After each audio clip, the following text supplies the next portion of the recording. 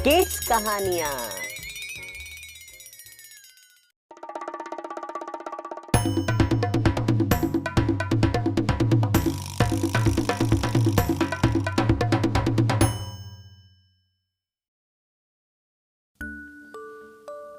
राजगढ़ में सभी धर्म के लोग बड़े प्यार प्रेम से रहते थे। उस राज्य का राजा भी सभी धर्मों का सम्मान करता था और सभी धर्मों के लोगों को बराबर का दर्जा देता था। कभी भी किसी के साथ भेदभाव की घटना उस राज्य में नहीं घटती थी। उसी राज्य में एक पंडित जी और एक मौलवी जी भी रहते थे। दोनों में बहुत अच्छी दोस्ती थी और उनकी दोस्ती के चर्चे पूरे शहर में मशहूर थे। अक्सर वे साथ साथ ही घूमते थे। एक दिन दोनों शहर के बाजारों में घूम रहे होते हैं, तभी दोनों को एक तोता बेचने वाला दिखाई देता है। उस तोते वाले के पास में 2 तोते होते हैं।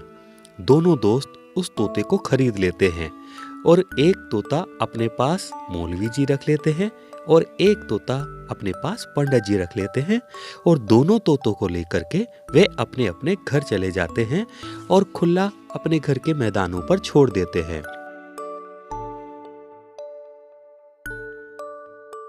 दोनों ही उन तोतों को अपने अपने हिसाब से अपनी संस्कृति सिखाते हैं। तोते भी पंडित जी और मौलवी जी के पास खूब हंसी खुशी रह रहे होते हैं। एक दिन राजा अपने सिपाही से कहता है कि मेरे राज्य के महल के बगीचे में कुछ पक्षियों को लाओ। मैं चाहता हूँ ये हरा भरा खूबसूरत फूलों से सजे होने के साथ साथ पक्षियों से भी भरा होना चाहिए। सिपाही राजा का आदेश पाकर तुरंत निकल जाता है कुछ पक्षियों को पकड़ने। रास्ते में उसे पंडित जी का घर दिखाई देता है। वह जानता था कि पंडित जी के पास एक तोता है जो बिना किसी पिंजरे के पंडित जी के पास ही रहता है, कहीं उड़कर नहीं जाता। सिपाही सोचता है इससे अच्छा पक्षी राजा जी के लिए महल के लिए कहाँ होगा और वो चल पड़ता है पंडित जी से अनुरोध करने के लिए। सिपाही पंडित जी के घर पहुंच जाता है और पंडित जी से अनुरोध करता है कि वह अपना तोता राजा जी के महल के लिए दे दे।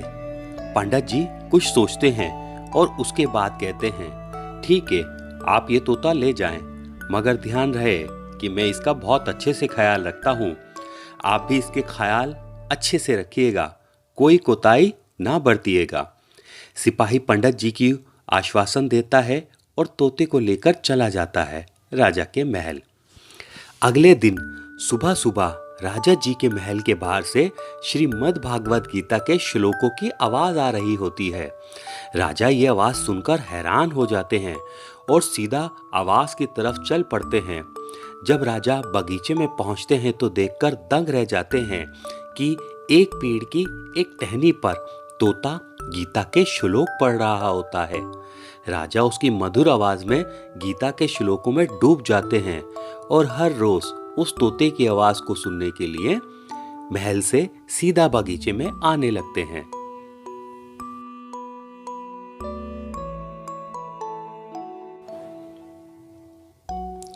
एक दिन सुबह राजा जी को महल के बगीचे से काफी देर से आवाज नहीं आती, तो राजा जी घबराकर बगीचे की तरफ जाते हैं और देखते हैं कि तोता वहां नहीं है, बस पेड़ के नीचे तोते के टूटे हुए पंख पड़े हैं। राजा जी पंख देखते ही समझ जाते हैं कि कल रात को जब तोता सो रहा होगा तो महल की बिल्ली ने उसे अपना भोजन बना लिया होगा। राजा बहुत उदास होते हैं और कई दिन तक तोते की याद में रोते रहते हैं। महल वासी भी राजा की ये हालत देखकर बहुत परेशान होते हैं। एक दिन महल का सिपाही हकीम से राजा जी की दवा दारू के लेकर महल आ रहा होता है। तभी उसे मस्जिद के पास मौलवी जी के घर के बाहर एक तोता नजर आता है जो हूबहू पंडित जी के तोते से मिलता जुलता था। सिपाही तुरंत मौलवी जी के घर जाता है और उनसे अनुरोध करता है कि कृपया ये तोता राजा के महल के लिए दे दें। मौलवी जी भी सिपाही की बात को नहीं टालते और वह तोता सिपाही के हवाले कर देते हैं और कहते हैं इसका ठीक से ख्याल रखना, मैंने इसे अपने बच्चों की तरह पाला है। सिपाही हाँ में सिर हिलाता है और तोता लेकर चला जाता है महल की ओर। तोता देखकर राजा बहुत ही प्रसन्न होते हैं। सिपाही से पूछते हैं, कहाँ से लाए हो? हूबहू वही तोता। सिपाही राजा जी को सारी बात बता देता है। राजा जी उस तोते को महल के बगीचे में उसी पेड़ की टहनी पर छोड़ देते हैं और महल की बिल्ली पर सदा के लिए बगीचे पर जाने पर प्रतिबंध लगा देते हैं और उसके बाद सुबह होने की प्रतीक्षा करने लगते हैं। सुबह होती है।